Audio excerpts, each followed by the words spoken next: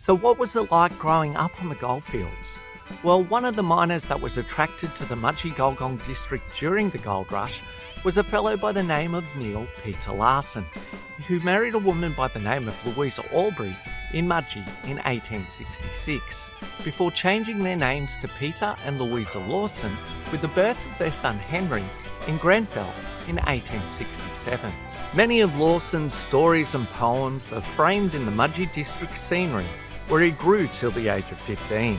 Henry was just 6 months old when the Lawsons moved to Pipeclay, where they would eventually build and open what would be the local post office.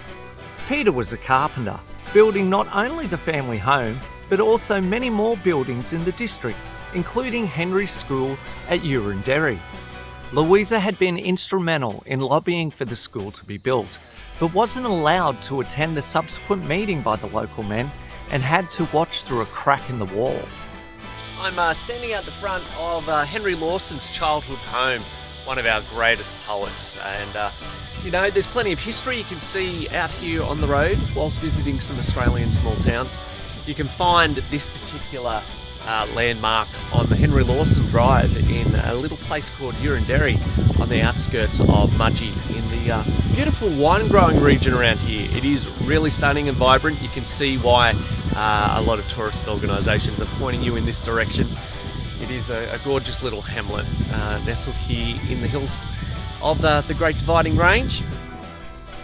Built by Peter Lawson in 1876, you can find these colonial ruins on Henry Lawson Drive, 8 kilometres north of Mudgee, in a place called Eurunderee, known as Pipeclay in Lawson's time.